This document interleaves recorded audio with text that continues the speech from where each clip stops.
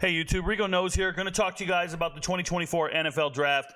If you guys didn't know, I am doing a review on every single draft pick in the NFL Draft.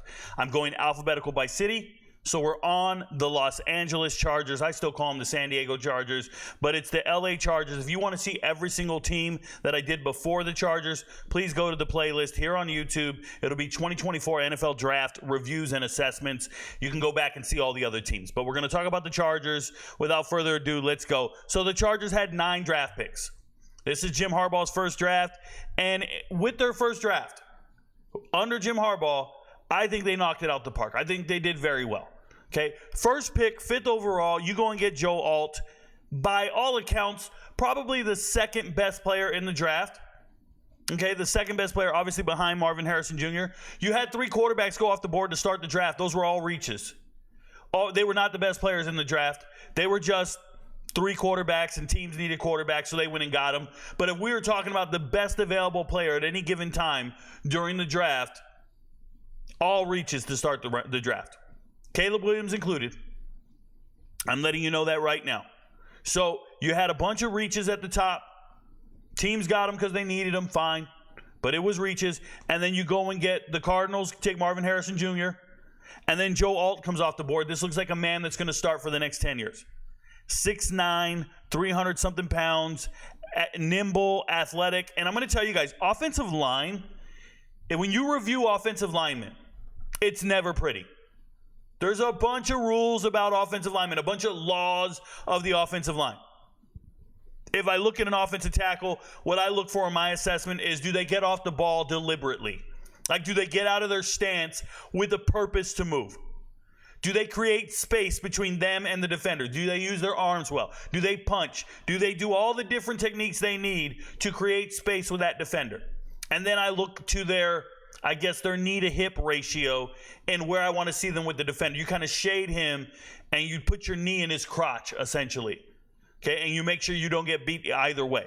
So there's a relationship with your offensive tackle and that edge rusher, and if you can maintain that relationship, you're really good at what you do. Now, everything I just described is in a vacuum. It's done on air. It's done in reps. You'll see them do them little jump steps, and they'll be moving around and all this. When you get a defender in front of you who's just as strong, lighter, faster, more agile, being an offensive lineman is ugly. Blocking a defensive end gets ugly. It never looks textbook. And it's in those ugly moments where athleticism matters. When you're off balance and you're trying to block the guy, and then he spins on you and he changes direction, that's when your athleticism matters. And in those moments, the most athletic guys don't bend at the waist, don't hold and latch. They actually move their feet and get back in front of you. So when I talk about athletic offensive linemen, please understand that that is the most essential part of blocking, is being an athlete and winning that one-on-one battle. Not always going to look pretty. Not always going to be on the highlight tape. When you go back and review offensive linemen, there are many plays where you go, man, was that max effort? And what you have to remember is a corner can take a play off. If the run is to the other side of the field, I've seen corners just kind of trot and pretend to get at the right angle. They're not getting 11 men to the ball. They're not even getting 9 men to the ball. They're just kind of relaxing and resting. A wide receiver knows it's a run play. He doesn't quite run the route the same. Right? You can take plays off when you're at some of these skill positions. You know where you can't take a play off? On the offensive line, when the guy across from you wants to seriously beat you on a rep. You got to line up and muscle up and do it again and do it again. And it's grueling. And these men are enormous. I have a lot of respect for offensive linemen. If you don't know anything about offensive linemen, let me tell you guys, their pads smell awful. Don't ever touch an offensive lineman's pads. Don't touch his girdle. Don't touch anything he's got going on, bro. It smells terrible. They're sweating in places people don't sweat. That shit, they got parts of their body they ain't seen. It's a rough one out there. I'm letting you know. Shout out to Joe Alt. I think he's a hell of a draft pick. Next, they take Ladd McConkey. What can you say? In the second round, Ladd McConkey, my 5th best wide receiver. The way he stems defenders, he stacks them and stems them and gets them on their heels, and then he makes a cut and they're not ready to turn their hips and run with him. It's amazing. He understands what he's doing. He's earned every rep he's ever gotten. You're competing with some of these all-time greats all around you on that team, and you somehow come out on top. It's impressive. Go to the combine, run a 4.39. I don't care about the combine 40s. I see 4.39 on the field. I see his stop and go on the field, and it's second to none. All these people talking like, oh, he's kind of quick for a white boy. Oh, he's sneaky athletic. No, dude, that man is great. That man is the reason other receivers are on the bench or transferring.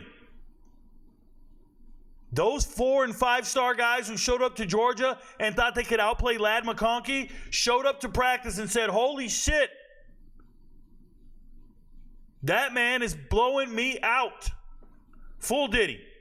Ladd McConkey is him. He was my 5th ranked wide receiver. I love this draft pick.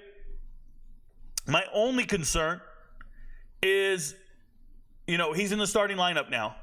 He did have some back and ankle injuries at some point. But my only concern is the Chargers have drafted like 5 wide receivers in the last 2 years. It was that Johnston kid in the first round, and then Darius Davis, right? Both teammates from TCU last year. And then you got 3 here with the 2 throwaway picks in the 7th round. Just using picks on a position group where you're trying to send a message, and I'm sure the message is sent. Let's be competitive. Let's find guys. Shout out to Jalen Gill, an undrafted free agent coming over from Fresno State. He used to be an Ohio State recruit, a running back coming out of high school, running back wide receiver. Ended up not starting at Ohio State, transferred to Boston College, was pretty good at Boston College, then transferred to Fresno State for his final year. I'm pulling for that guy to make the roster as well. They got a ton of players. I don't know how they're going to make it, but they got a ton of players. And then you got Justin E. up next. He's not an offensive tackle. This graphic is dumb. He's a defensive tackle, defensive end, wherever you want to put him. Missed most of 2022 with an injury, and then came back last year and played out of his mind. Played good. A lot of pressures, a lot of hurries, a lot of I liked him. I think it's a good pick. Sneaky good pick. Oh my God, I just skipped Junior Colson. Junior Colson, first linebacker that I went wow when he got drafted. Because that's Jim Harbaugh going and getting his guy. I love production. I like production players. I don't care about your metrics all that much, and I know I'm different from a lot of other people. If you can beat your peers on a Saturday, I think you can beat them on a Sunday. So Junior Colson leading Michigan in tackles for the last 2 years now. They know what they got. They got a blue-collar worker. They got a beast. It's a great pick. Chargers need guys like this, character dudes. People who can show up and tell the other players, I know what coach wants from us. I've been with this coach for the last 4 or 5 years. I know what he wants from us. It's a great feeling to have, man. And I know it's coming from a rookie, but that's a beast of a man. Love it. Great draft pick. Sorry for skipping him. Now we get to Tarheeb Still. I'm not too excited about Tarheeb Still. I actually think he brings punt return skills to the table. When I look at him at corner, it doesn't move me. Yes, he had some picks this year. I understand. He's not the prototypical size you're looking for. I just don't like it. I think he's a special teamer. Speaking of special teams, Cam Hart, I don't know what he's going to play, man. If he plays corner, and you guys believe in Cam Hart because he's the right size, 6'2", 6'3", whatever he is, big guy. And I know he's athletic and he's going to push people at practice and all that stuff. This is a good, I think he was a team captain as well, him and Alt. Yeah, definitely both captains at Notre Dame. Cam Hart, for me, coming out of Good Counsel High School in Maryland, right? Out of high school, this dude was a star wide receiver. So you think this kid's a star wide receiver and he's big, let's move him to corner and he'll go get some interceptions. He'll go pick some passes off. No. Gets no interceptions. None. I think he had 2 his entire college career. He's got 2 more interceptions than me. 2. They were both off of Graham Mertz. Graham Mertz threw 4 interceptions in a game, and he got 2 of them. And that was back in like 2019 or something. It was a long time ago. It was not any time recently. I know that. Maybe 2021. I don't want to exaggerate. But it was a long time ago. Doesn't move me. Okay? Shout out to him. Congrats for getting drafted. I hope you're competitive and you make the team. Kimani Vidal. It's my boy, man. Shout out to Kimani. He and his father follow the channel. I've talked to both of them in the DMs. I've always pulled for Kimani Vidal. I made a video about him on TikTok last offseason. I told you guys how great he is. This is a 3-star kid coming out of high school. Watch him. I discovered him in high school, playing at Murrieta, being the star running back on a state championship team. Yes, there were other players. Okay, there were superstar players on that team. I'm just going to put it like that. Some criminals. B.J. Ojolari in the NFL. Ricky White, wide receiver at UNLV right now, leading the country in receiving, all on the same high school team. And they weren't even the star players. The star player was a guy who robs hookah stores. But that's a whole nother story. I'm so grateful. I'm so impressed in Kimani Vidal's work ethic. The 1,500 yards he rushed for last season at Troy. And then he was a 1,000-yard rusher the year before. I just believe in the young man. Reminds me a lot of 1990 running backs. I'm talking like Curtis Martin type dudes. Just a 5'8", 195-pound good running back. I like him a lot. I hope he contributes. We'll see what happens. And then you get to the 7th round. And Brendan Rice is still there. Shout out to the sports books who had a bet out there saying, is Brendan Rice getting drafted in the 3rd round? The answer is no. He's in the 7th round. 6'2", 200-something pounds, former Colorado wide receiver, transferred to USC. Not his father, not Jerry Rice by any means. Brendan Rice, going to push for some playing time, I hope. Going to get out there and compete and try to get on the team. I think he's a practice squad caliber player. I don't think he's all that great. Yes, wide receivers need a lot of help. The Chargers need a lot of help at wide receiver, so probably Brendan Rice makes the team. I get it. Cornelius Johnson getting drafted right after that. Another big wide receiver. I think he's 6'2" or 6'3". And coach loves him. So this was all about Jim Harbaugh going out and getting a guy they love. All in all, I see team captains. I see guys who overcame a lot of adversity. I see very mature draft picks, a character-driven draft. I like the draft. I think it's very good. I think you keep drafting guys like this, you're going to be somebody. Now, I say that, and I'm telling you this draft seemed very skill player heavy.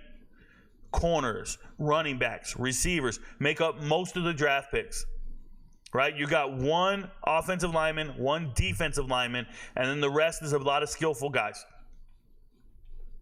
I don't know if that's the recipe for success. I don't know what the Chargers need. Apparently they do know, but I did not think it was a bad draft at all. I thought it was good.